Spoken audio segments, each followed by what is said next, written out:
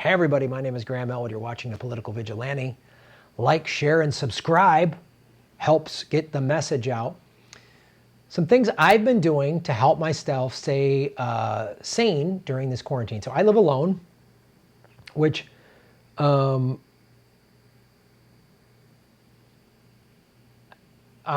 initially was like, oh, I'm feeling really lonely. But then I'm also like, some people, if you're stuck in a situation with somebody you don't want to be with, that would be pretty gnarly. So one of the things I'm doing every day is I'm trying to stick to a schedule. Now, I work at home a lot doing this show, so I'm sort of used to being at home.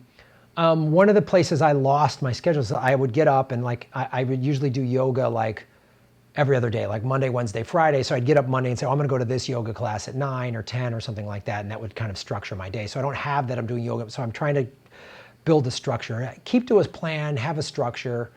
I've really limited my TV watching. I mean, I watch movies and stuff at night, but I just watch the news for just 20, 30 minutes just to get any new information. That's it.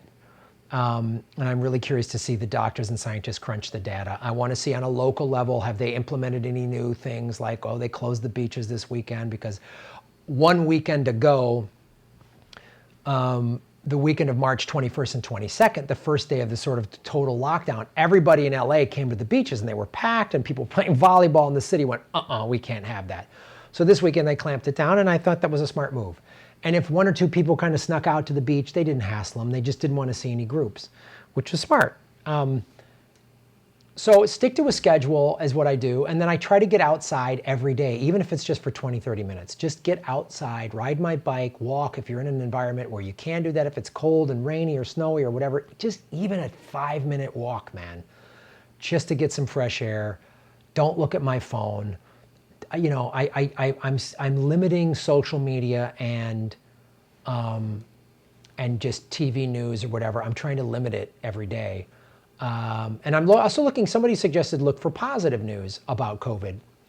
So, you know, Seattle has started to come down from it. Los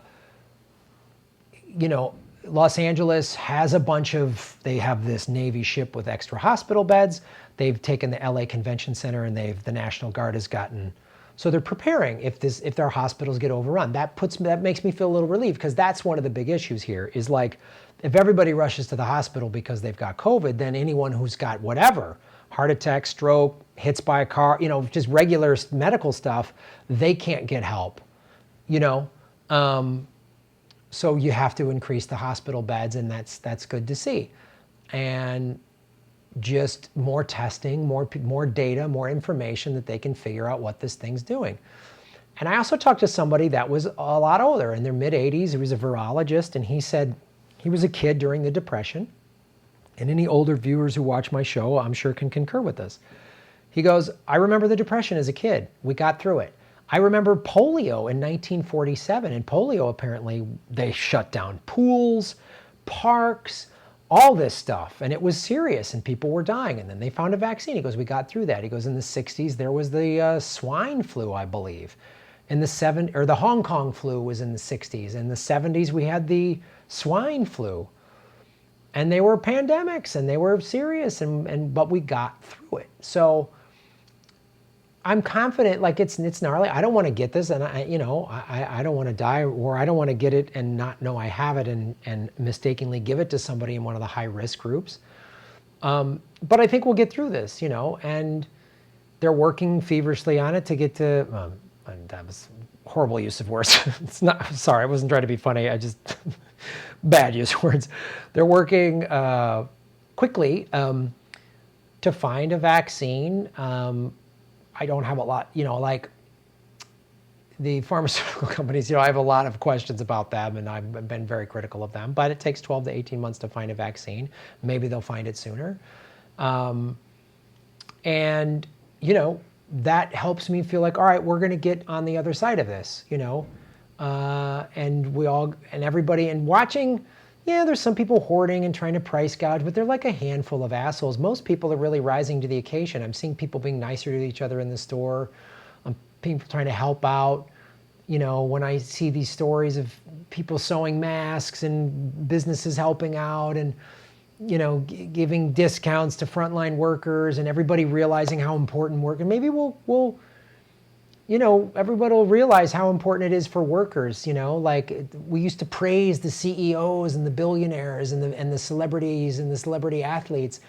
No, we need to praise the person that unloads the truck for the produce. We need to praise the farmer. We need to praise the cashier. We need to praise the person that's going around the grocery store, polishing the handles with sanitizing the handles. We need to praise the medical staff and the people that make medical equipment. And we need to praise those people. We're seeing how important they are. So, and reconnecting with people, and those have been really helpful things that have helped me get through this and feel better and not feel all like, oh, that's the end of the world. I don't, and we need to be critical of this government and both parties for this stimulus plan that just gave banks $4.25 trillion. We need to hold them accountable. The LA Unified School District is having a fundraiser for kids that are, don't have food or whatever. I'm like, the LA Unified School District should not be having a fundraiser. Those banks should be giving them money. The LA Unified School District, and any school district, like LA Unified is a massive school district. It's the second largest in the country, if I'm not mistaken. They shouldn't be having a fundraiser. There shouldn't be fundraisers for people. The banks. So everyone needs to get, one of the ways we can all be in this together and work together is not let these two awfully corrupt parties who just gave $4.25 trillion to the bunch of banks. And I'm sorry, I am critical of everybody in the Democratic Party for letting this happen. It was 96-0 in the Senate, and everybody in the Republican Party, everybody in Congress, everybody in the Senate. Sorry, Bernie, AOC, all of them. McConnell, Pelosi, it was bullshit political theater, and they all need to be held accountable.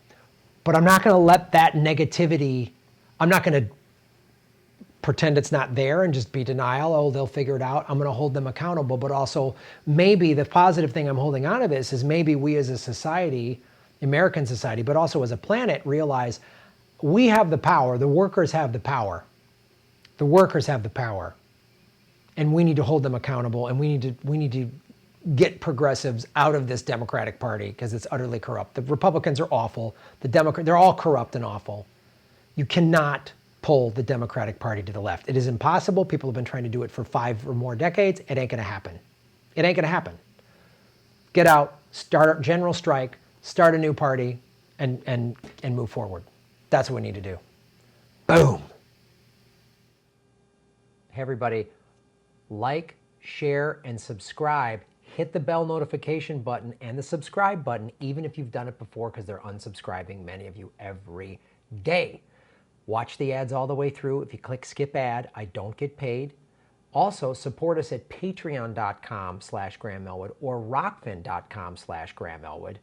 Rockfin.com is a blockchain cryptocurrency platform. All my videos are on Rockfin ad-free. Thanks for watching.